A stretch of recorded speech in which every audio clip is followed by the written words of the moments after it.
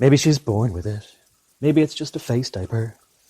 Okay, I'm making a quick video here to expand on some advice that is hopefully going to be useful to this girl who is experiencing troubles in the workplace because people are saying to her that she's got to wear a veil over her visage because all the other girls are jealous that she's able to roam free with the face that God gave her.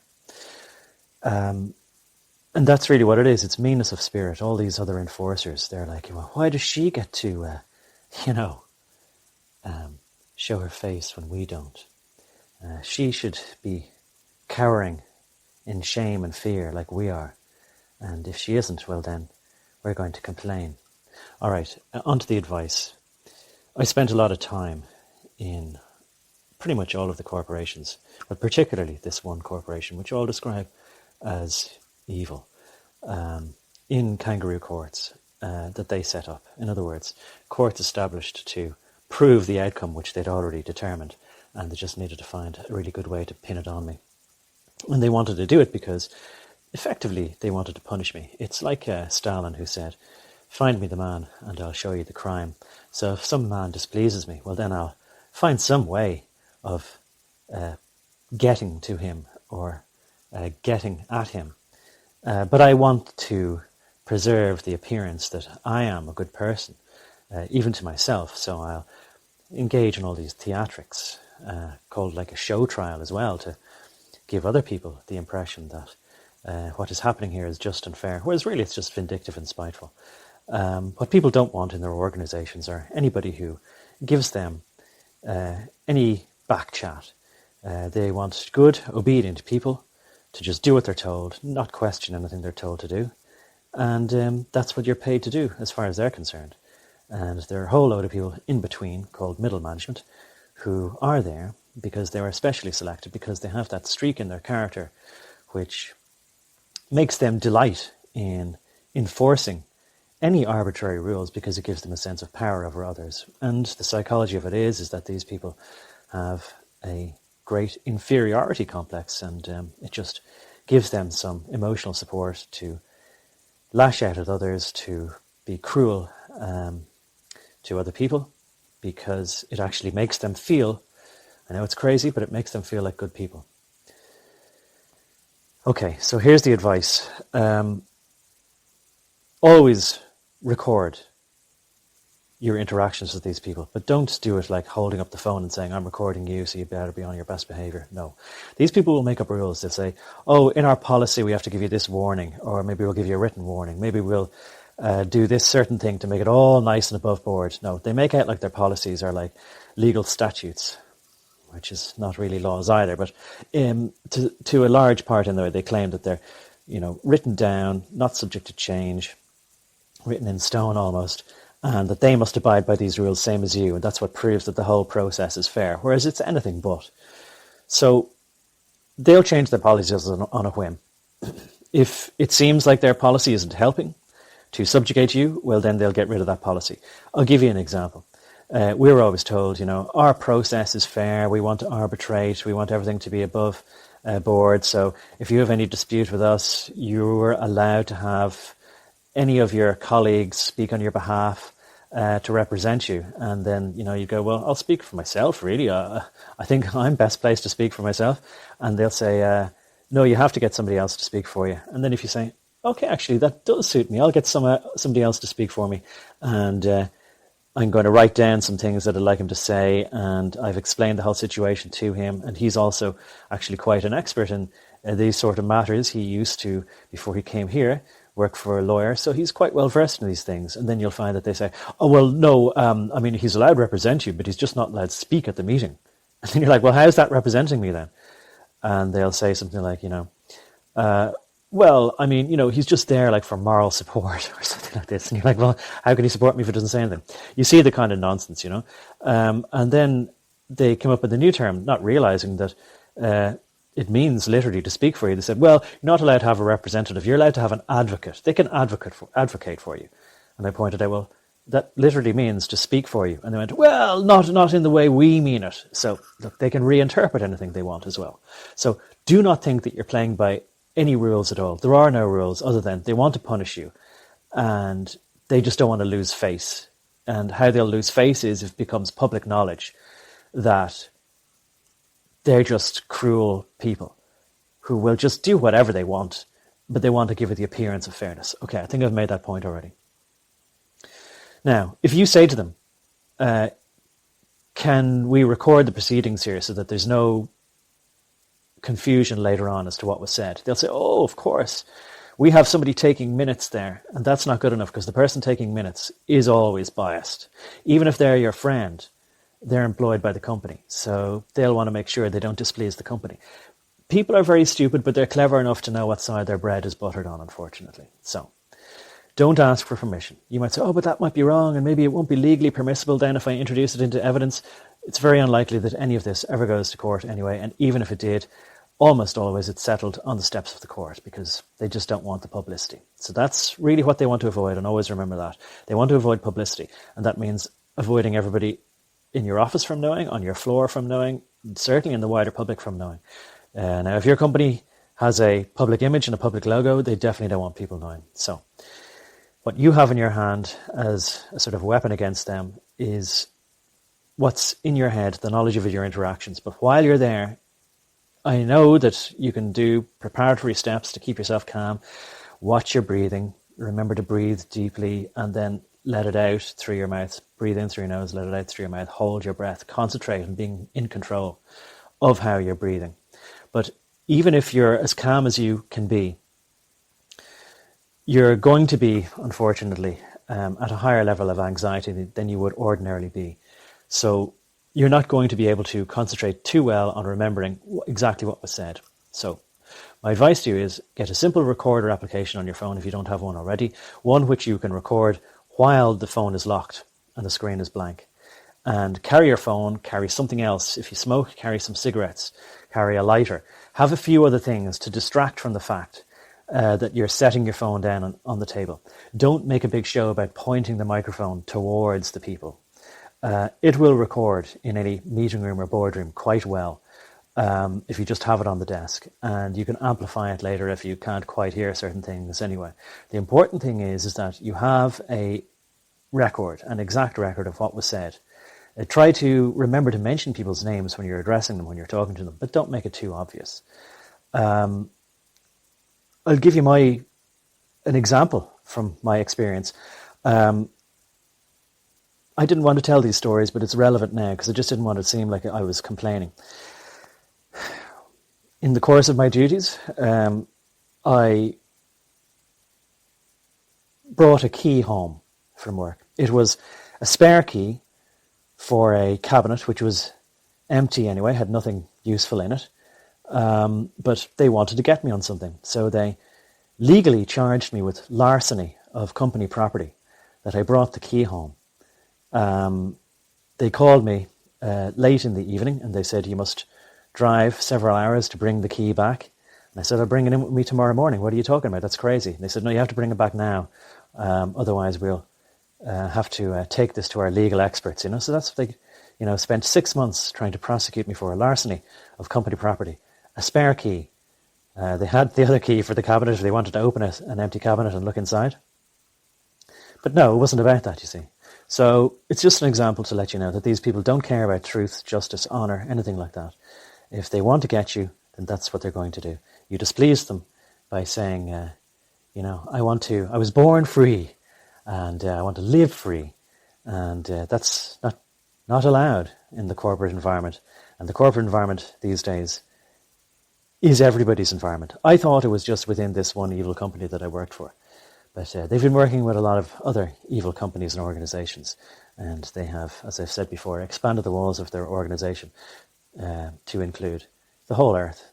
They see the whole world now as their dominion. And every living thing inside it as their possession. So how dare any of their possessions talk back to them? That's their attitude. So they want to make an example of you so that other people will be less likely to take a stand. So you're not alone. I want you to know you're not alone. let's see if I can give you another example of how cowardly people are. But don't allow it to put you off. But I stood in a facility in one of the less well populated states anyway. One of the states that people think is a flyover state, of course. But anyway, the reason I'm mentioning it is because people really rarely have the courage to stand up for other people, and they kind of laugh at other people's misfortunes. But please know that even though it might seem that nobody's standing up for you, and I've got other examples, but I'll just leave it at this one. I was disgusted and shocked, but what could I do? I was a visitor to this particular facility, and you have a badge to swipe in, and at the barrier where there's a security guard, this guy swipes anyway, and the barrier doesn't open, and the security guard is not helping, and the guy swipes again, thinking maybe there's a problem with his card, and the barrier doesn't open. And I only became aware of this situation because these two guys were looking at the window at this guy and talking to each other. And I said, "Oh, what's going on here?" And they said, we've removed access to the facility for this guy, And I went, "Why did you do that?" And they went, because we wanted to get rid of him. So they didn't even have the courtesy to tell this guy he was fired. And, that's when I learned that employment law in America, it means nothing. I mean, look, we can debate that perhaps another time as to where it should be, whether it should be rightful for a person to employ somebody else and that other person then doesn't have a claim on them. But when it's a corporation, it's a different thing. Yet, legally speaking, unfortunately, corporations are people. But these people couldn't even have the decency to look this guy in the eye and say, "Listen, we're letting you go, just so as you know." No, they just removed access to the facility for this guy. So they disabled his card, so he wasn't able to swipe in, and they said, "I wonder how long it's going to take for him to figure out that he's fired." It's despicable, isn't it? What disgusting behaviour. And unfortunately in America, there's really no laws protecting the employee. There's, as far as I understand it, there's no fault required. Even if you did a perfect job, even if you didn't displease them, they don't have to give you any notice. They can just tell you, "You're gone, goodbye," without so much as a thank you for all your hard work. So I think as well, the reason I'm mentioning that is that it's just as well to remember that anytime you're working for any corporation, there is no loyalty. You might think that you've done a great job and that they would be happy to keep you. The moment they don't want to have you anymore, there's no hard feelings as far as they're concerned. And what they mean by that is they will discard you as easily as they would discard yesterday's newspaper or something even less valuable. But I don't mean to be telling you these things to make you despondent. I'm saying it's very useful to look at worst case scenario and say, okay, so what? So I lose my job here. Did I really want to spend my whole life in this poisonous environment, working with all these awful people? Why do I want to pass the time of day with these people? Why do I want to be pleasant with them? Why would I want to waste the precious few years of my life that I have spending the most time that I've been given on this earth with these people, none of whom would respect me enough even to say to anybody in management, hey, I don't want to wear this thing either. And I think she's right. Unfortunately, most people you encounter in life don't really have a moral backbone. But I can assure you that there are others, although I don't mean to flatter myself, who are willing to put our money where our mouth is. And that means losing money. There's a cost to these things. There are, indeed, consequences to our actions. But we take those consequences gladly. Doing the right thing never feels pleasant. I used to say that I would set my moral compass by whatever I would do, whatever didn't advantage me. But I'm prepared to think that things happen for good reasons, but we mightn't see them immediately. And the upside is that, look, this could well be a blessing in disguise. So assume that you're out of there anyway, and hold your head up high, and speak with authority to these people. And yes, one last thing that I should mention, although I meant this to be quick advice. Go in with a pen and paper as well. Not because you're particularly interested in taking notes. Remember, you're recording already anyway. But it does put the fear into these people. To be given a visual reminder that you are recording what it is that they're saying, that you're putting them on record. And somewhere in their minds, they know that there could come a time when their words will be read back to them. So what I found very useful, and this worked to actually start, they started getting up and scampering. So, and they would give themselves grand titles like, oh, I'm not just a human resources representative. I am the human resources business partner for the corporation. That's what this girl said to me one time. So I said to her, excuse me, what's your function here? What's the purpose of your attendance at this meeting here today? Can you tell me what your objective is? What were you told before you came to this meeting? What were you told that your function would be at this meeting? What do you hope to achieve from this meeting? So all of a sudden I was questioning her. And she was like, well, I was just asked, really, I'm here as a, personal favour to this manager here. So I said, oh, okay, you, manager, what did you say? And in what form was your communication? Did you speak to her or did you send an email? Oh, I sent an email requesting her presence. Good. Can I see that email, please? Oh, well, that'd be private. Oh, it's private, so you refuse to show me. No, that's okay. Just want to write it down here that you're refusing to show me a communication pertaining to me that was sent intra-office. Okay, that's good. And then maybe he's worrying to himself, oh, intra-office, is there some stipulation in the policies about intra-office communication? And so on and so on. Now, it puts them on the back foot. So, if nothing else, write down their names, what their job title is. Ask them, what's their objective? What do they hope to achieve? And, what I found was they started to get a bit worried themselves. So it started to become a bit too much possible downside, a potential negative to them, that they suddenly started saying, maybe I'm not so keen now on being here anymore. Maybe prosecuting this guy isn't so much fun anymore. Maybe we'd rather pick on somebody who's a bit weaker, less actually likely to fight back, because we enjoy that a bit more. Because that's what they are. These people are bullies. They didn't just grow up one day and become mature and realize, hey, I want to join the adult world and, be mature and helpful and get on with others and build a better world. God, no. They're looking to satisfy something that they didn't achieve or couldn't get when they were children. But now they have this,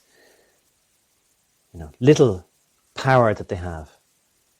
And as I've mentioned before, they don't care who they're persecuting. It doesn't matter that you didn't do anything to them and they've got nothing personal against you, actually, which is a funny thing, because it seems very personal.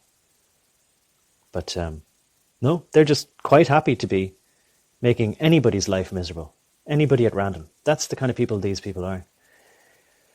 I do often wonder, are they a different species or not? But now, unfortunately, I think the most likely thing is that it's part of the human condition. And what happens in childhood really affects what happens in adulthood. And really, this place is like the Lord of the Flies, that there's no real such thing as an adult, just twisted children. Anyway, I'll leave it at that, and I hope it's been of some use. And if it hasn't, I want to do a better job of it. But look, I think maybe it'll be of some use. But if you have any questions, please ask, and I'll try and describe, not explain, describe what I mean a bit more accurately, a bit better. Okay. Good luck.